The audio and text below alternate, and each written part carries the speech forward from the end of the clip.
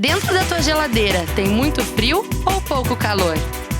E o que ondulatória tem a ver com frango assado? Tem ímãs no liquidificador?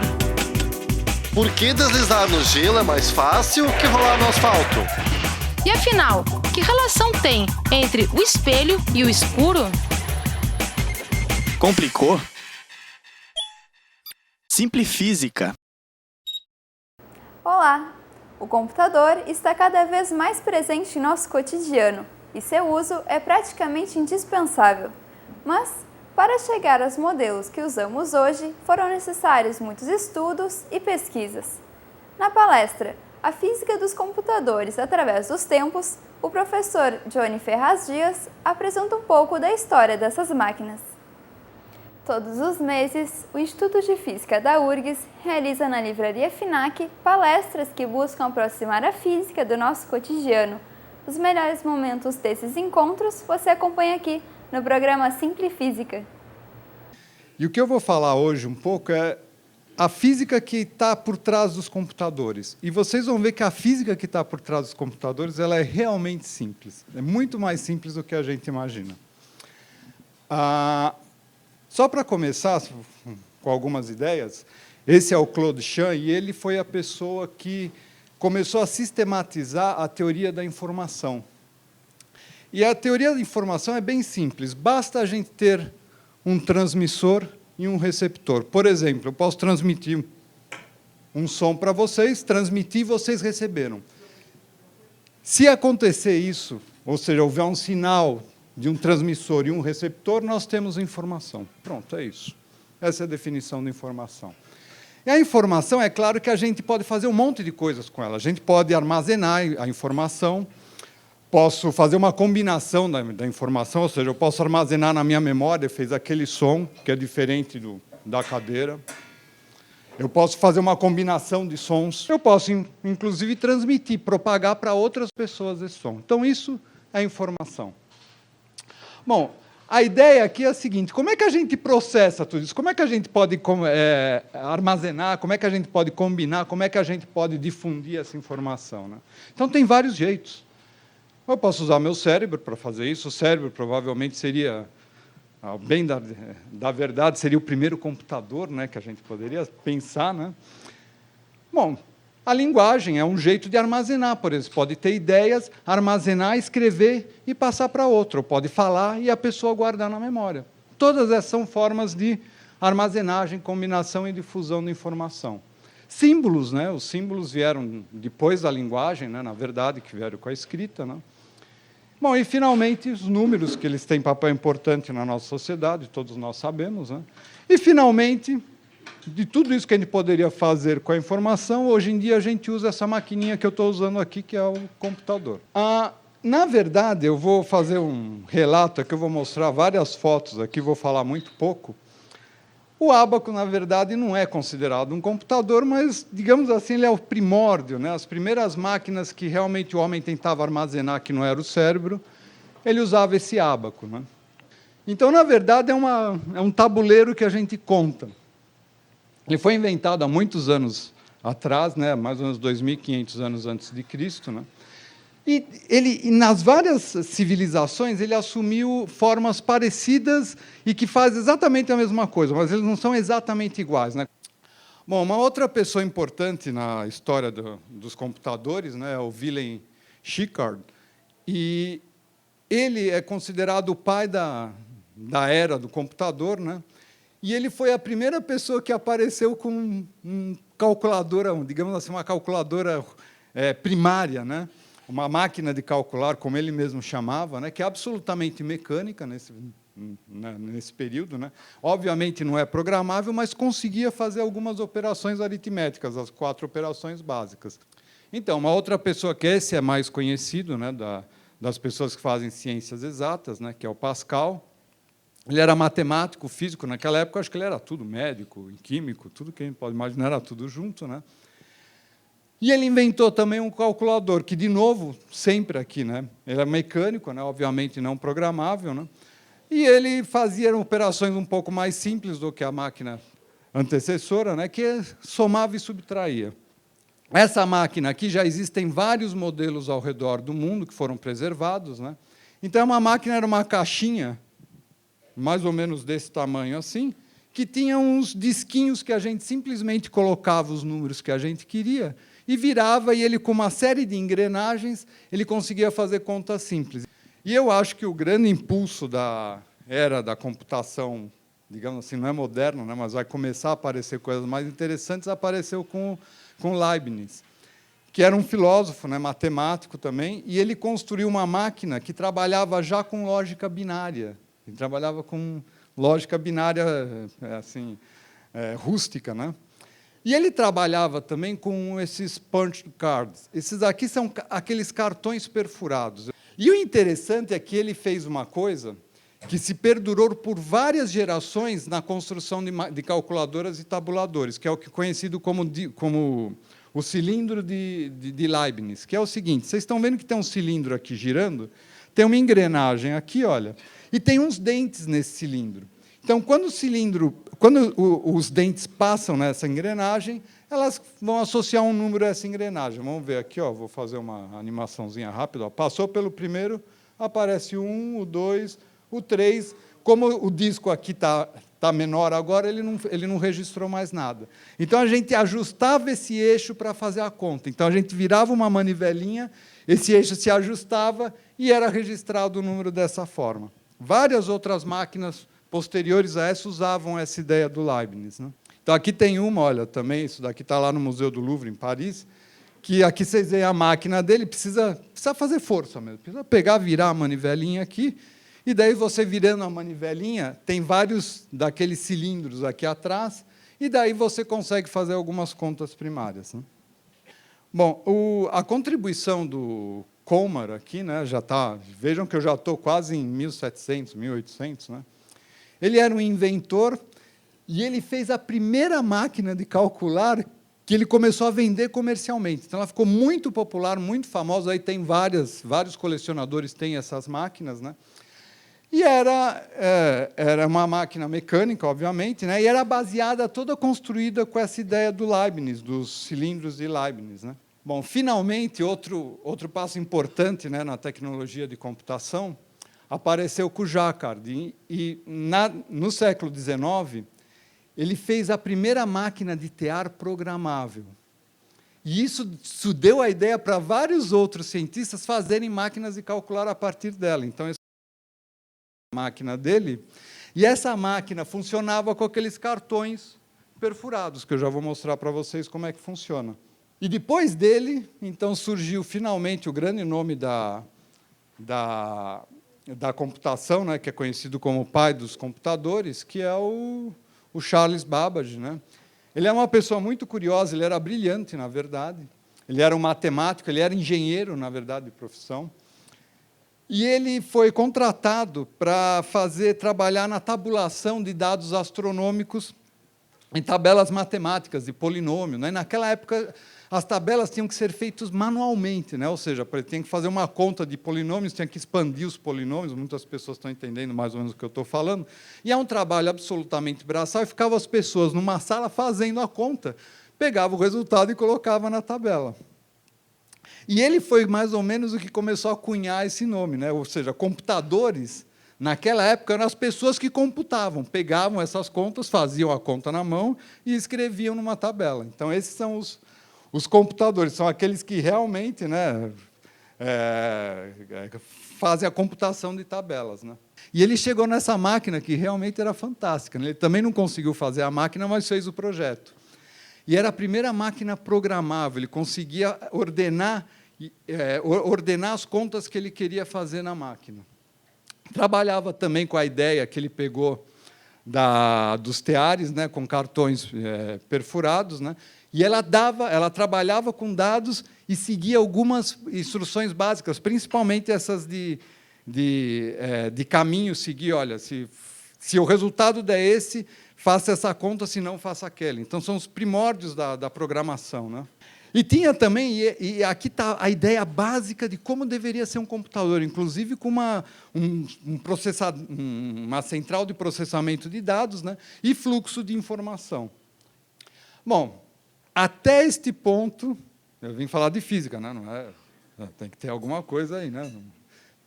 Então, até este ponto, eu vou mostrar para vocês a física que era utilizada para todos esses tabuladores, essas máquinas que eu mostrei até agora. E a física é trivial. Primeiro, mecânica newtoniana. Pronto. Não tem mais nada que isso.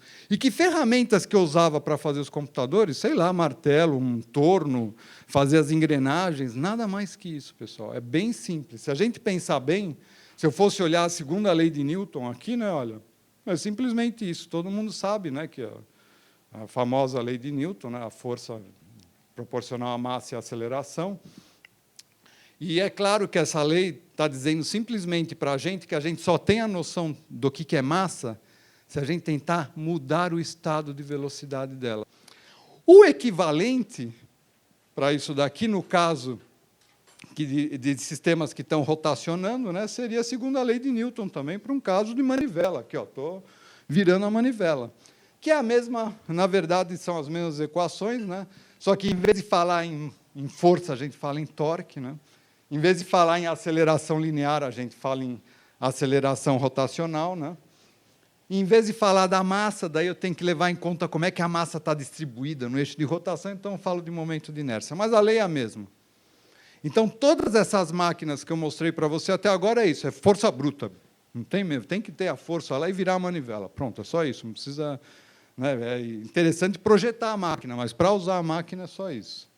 Bom, aí começa a ficar um pouco mais interessante a coisa. Né? Apareceu já quase no século... Bom, ele morreu, né, no século XX, né? Que é o Hollerith. E ele realmente era um engenheiro brilhante, né? E ele também gostava de fazer negócio. E ele fez algumas máquinas e ele fundou uma companhia que depois virou o que nós conhecemos hoje como IBM. Então, ele é o fundador, realmente, da IBM que nós conhecemos hoje. E ele era um estatístico. E o problema era bem simples, pessoal. Nos Estados Unidos, eles estavam fazendo o censo, e o censo de 1880... Ou seja, contar quantas pessoas tinham no país e mais algumas poucas coisas, demorou 8 anos. Quando saiu o resultado do censo, estava na hora de fazer o outro já. Então, foi aí que ele foi contratado para saber como é que ele poderia tratar esses dados.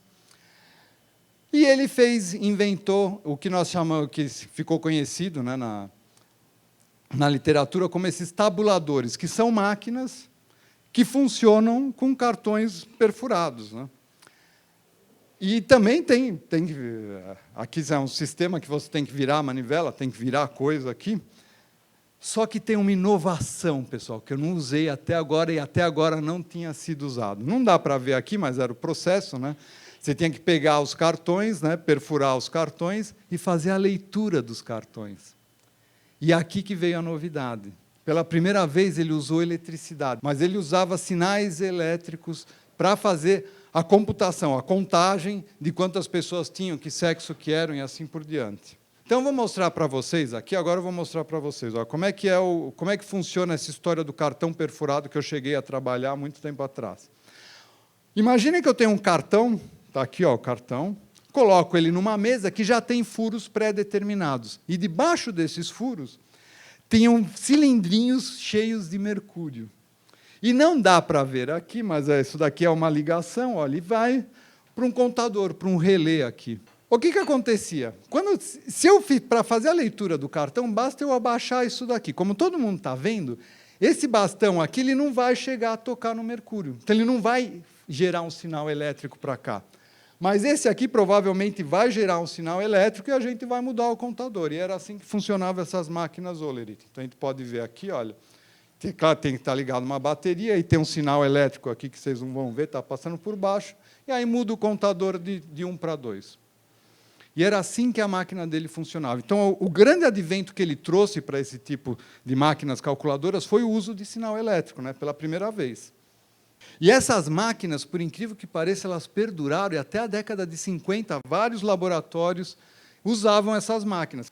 Bom, agora a gente tem que falar de novo de física, né? O que aconteceu de novo aqui? Eu tenho que sempre usar a parte de mecânica, ela sempre vai estar presente, mas agora foi adicionado o eletromagnetismo, né? Que isso é basicamente descrito pelas equações de Maxwell, né? No século Nos anos 1800 ele já tinha escrito essas equações, né? Não tem nada de segredo aqui, né? Então, por exemplo, pessoal, se eu tenho uma bateria e eu ligo essa bateria, né? Claro que eu crio um campo, é que aqui não aparecia o fio, eu crio um campo elétrico dentro desse fio, o campo elétrico age com uma força, né, nos elétrons, e os elétrons, então, começam a circular no meu circuito, né? Então, é pela ação simplesmente de campo elétrico, porque os elétrons aqui, que estão no fio, eles ganham uma força, né? E a força a gente sabe que que vem das equações de Maxwell, né? A força é a carga vezes o campo elétrico. Pronto, bem simplesinho.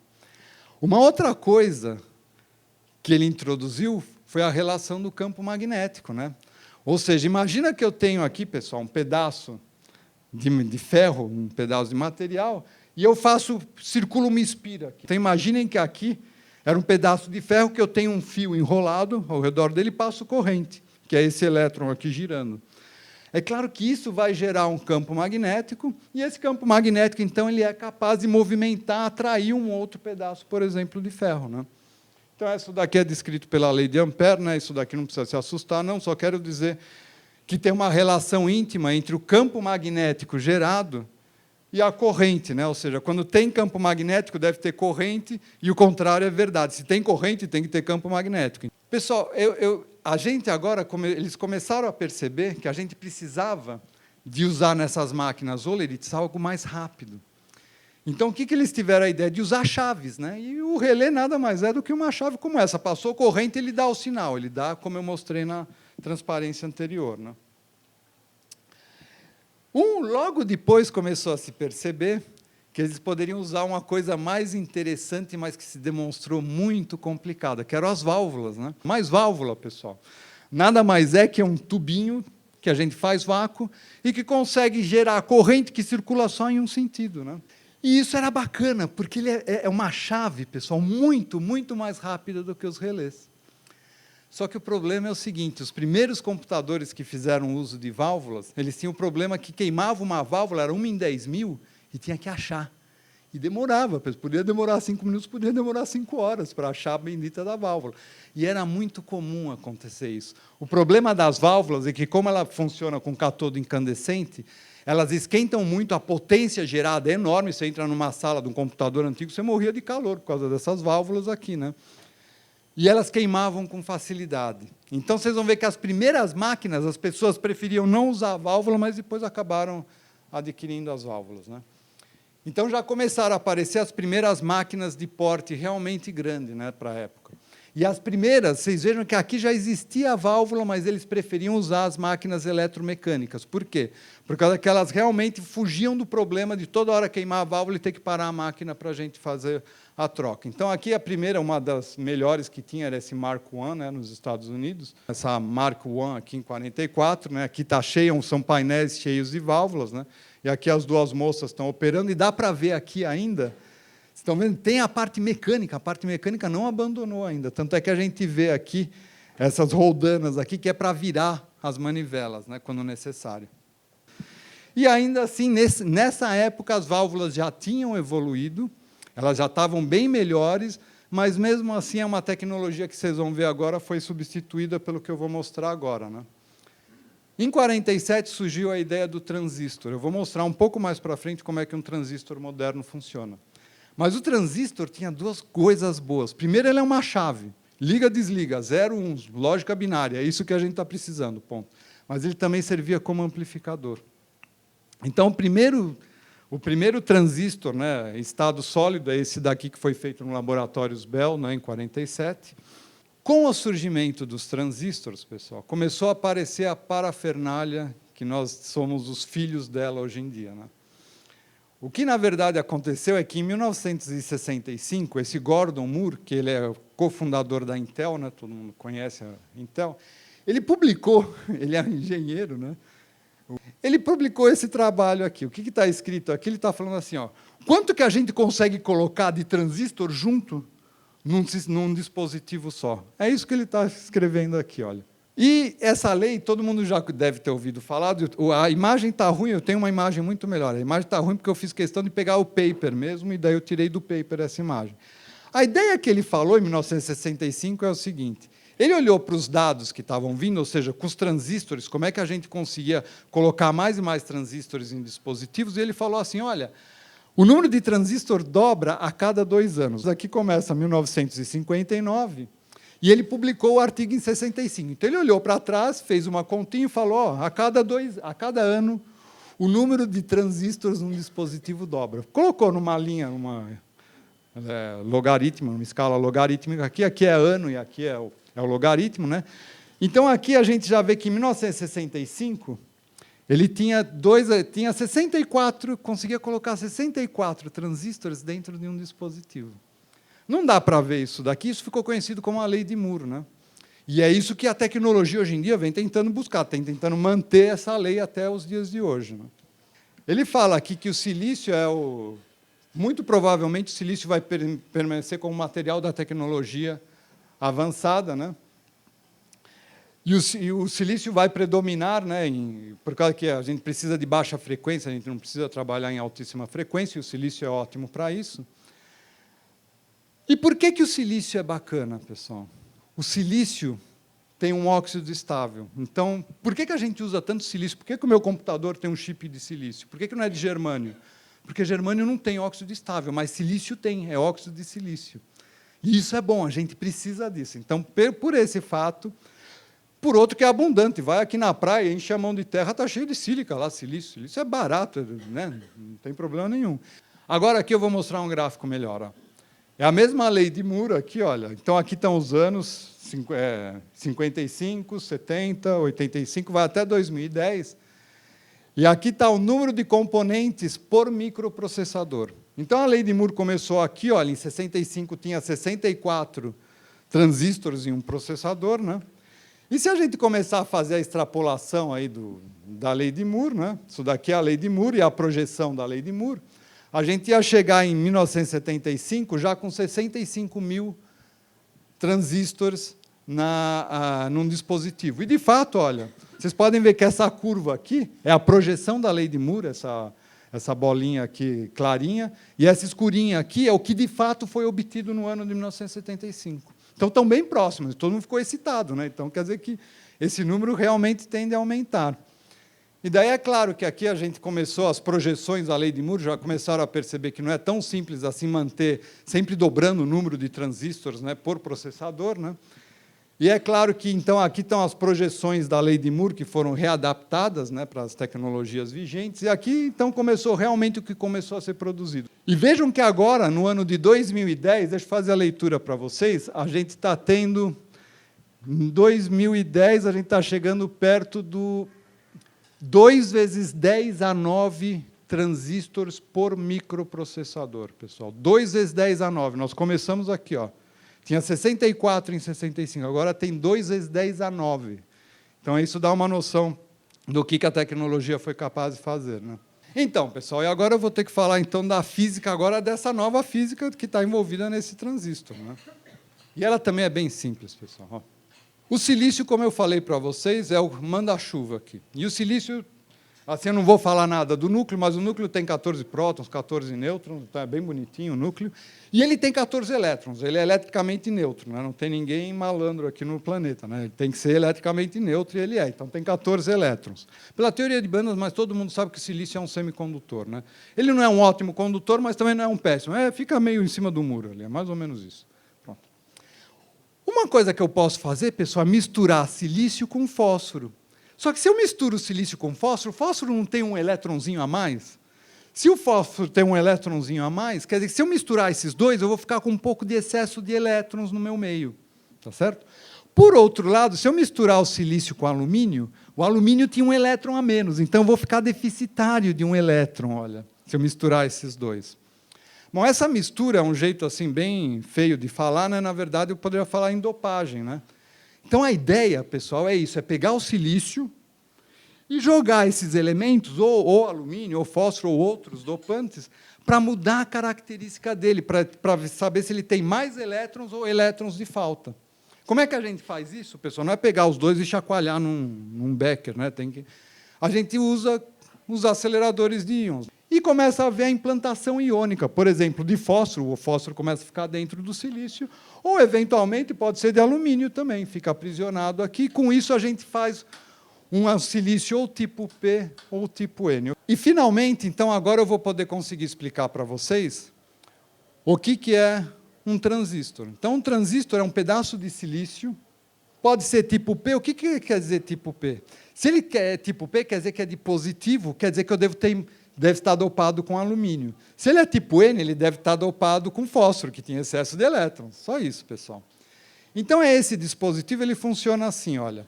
Tem uma fonte de elétrons aqui, tem um lugar que os elétrons deveriam ir, obviamente eles têm que vir daqui para cá, né? E a gente precisa colocar uma portinha aqui. Eu vou colocar minha mão, por exemplo, tirando para os elétrons. Mas não dá fazer isso com a mão no nosso computador, num chipzinho desse, pessoal. Não dá. Tem que ter um outro jeito. Qual que é o jeito? A gente cria um campo.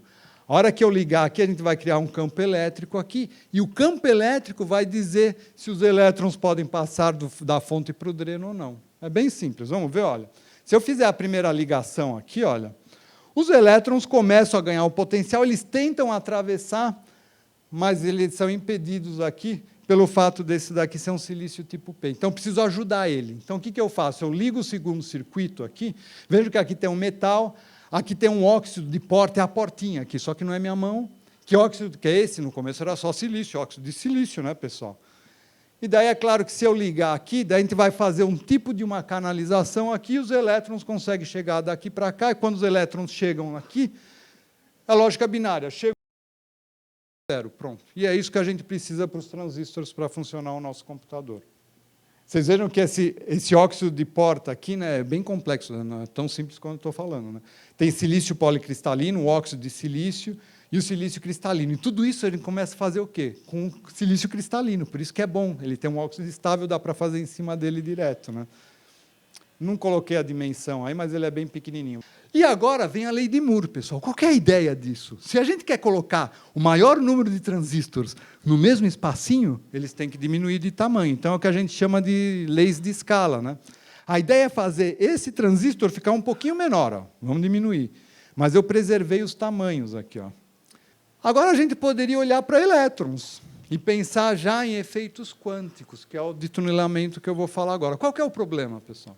Dependendo da espessura da porta, e agora, para ficar chique, eu não vou falar porta, eu vou falar de barreira de potencial, né? Um potencial elétrico aqui, um campo elétrico, qualquer coisa assim.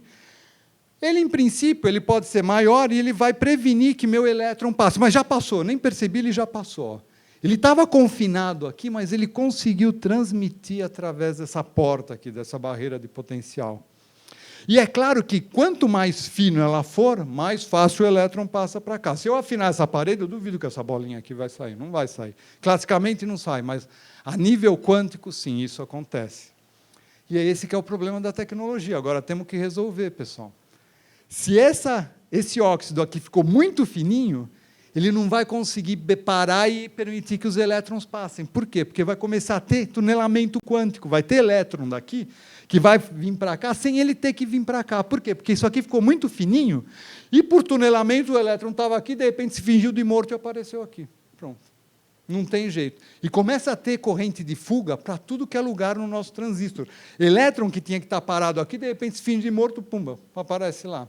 Por quê? Porque as distâncias agora estão ficando cada vez menores, as espessuras do óxido de porta estão cada vez menores. Então, esse é o problema da tecnologia hoje em dia. Que, então, a gente vai ser parado de diminuir os dispositivos por causa disso. Né? É claro que a tecnologia está trabalhando em cima disso. Né? Então, a gente substitui, aqui era silício cristalino, né? A gente substitui eventualmente por um metal, e agora tem esses materiais tipo high-K, com alta constante de elétrica, para aumentar realmente a isolação, mesmo ele sendo mais fininho. Né? Hoje usam, por exemplo, óxido de hafnio, né? E aí a gente consegue fazer o nosso dispositivo funcionar. Você assistiu à palestra A Física dos Computadores através dos Tempos, do professor Johnny Ferraz Dias. Obrigada pela companhia e até a próxima!